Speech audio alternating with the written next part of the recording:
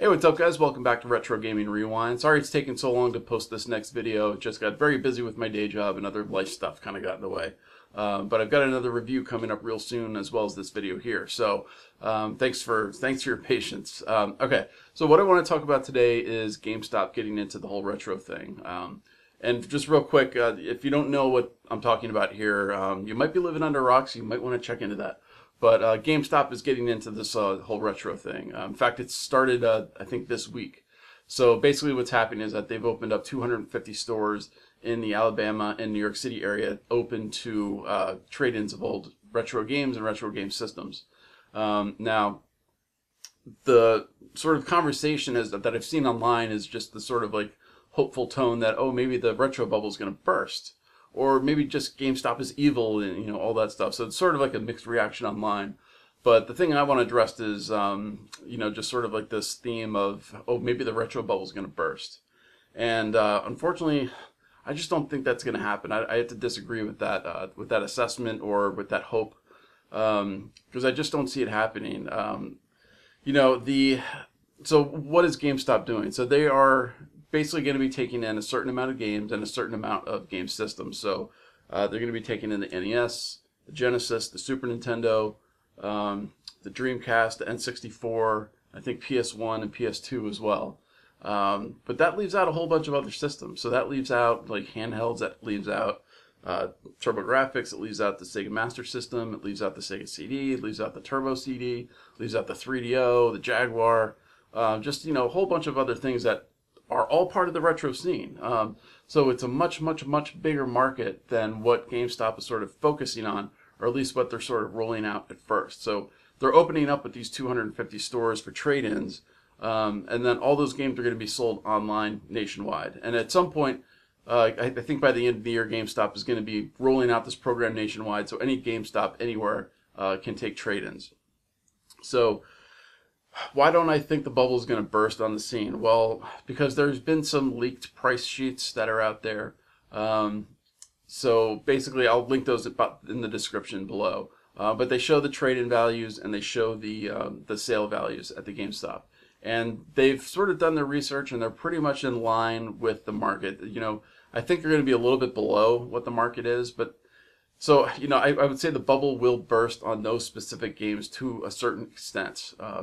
You know, so for instance, Chrono Trigger, I'll just throw that one out there. Very sought after game. From what I see, like on eBay and stuff like that, it generally goes from anywhere between $100 to $120 loose. No, you know, box or instructions or anything like that. And they're going to be selling it at GameStop for about $90. So not a big savings. That's pretty much in line with the market. And the other games that I saw, you know, they might go a little, like $10 or so less than what you see on eBay, which is great. I mean, that's a nice little savings, but at the same time, it's not enough to burst the bubble. And the other thing too is that there's just, like I said before, there's just so much in the market that they're not taking. So they're not going to be taking really expensive games like Earthbound or like Musha or something like that. You know, so you're not going to be able to go with like your copy of Turbo Chase and ask GameStop to give you $4,000 in store credit. You know, stuff like that. So I just don't see the retro bubble bursting really at all. I think it's pretty much just going to be business as usual for the most part. Now, I'm not like, you know, market expert. I'm not like a super business guy. So, you know, maybe I'm wrong. I kind of hope I'm wrong because it would be nice for the retro scene to burst, you know, just from my collecting perspective and my wallet. My wallet cries every day. But I don't know. I just don't see it really happening. I think it's just going to be like another place for people to go order retro games online.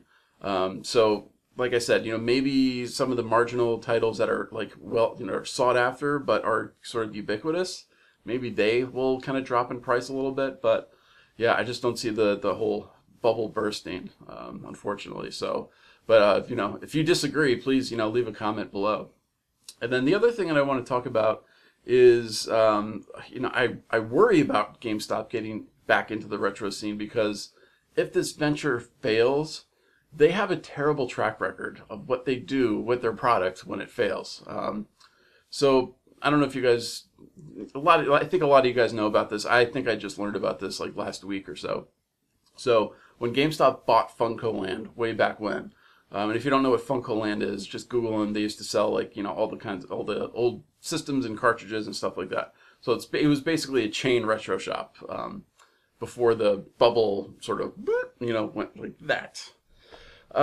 So basically what they did is GameStop bought FuncoLand, and when they started to switch over to pretty much all disc-based games and game systems, they said, you know what, these cartridges aren't going to sell anymore, so let's just get rid of them and let's destroy them.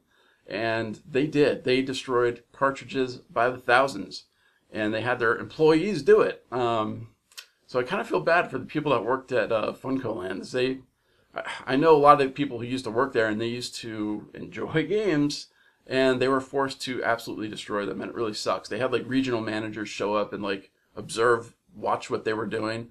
So, you know, you couldn't like sneak a few in the backpack or something like that. I'm sure some people did somewhere, but yeah, unfortunately, they destroyed a shitload of product, and that worries me because, you know, this stuff is getting only older.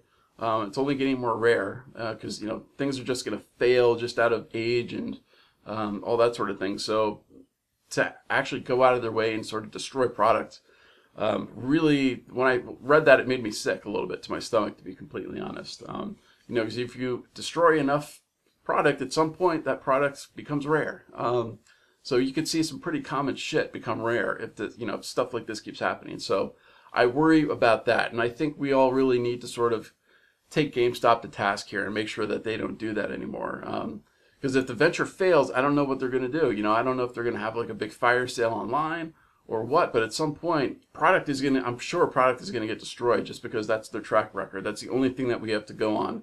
You know, like all those dumpster diver videos and stuff like that we're seeing, they're still destroying products.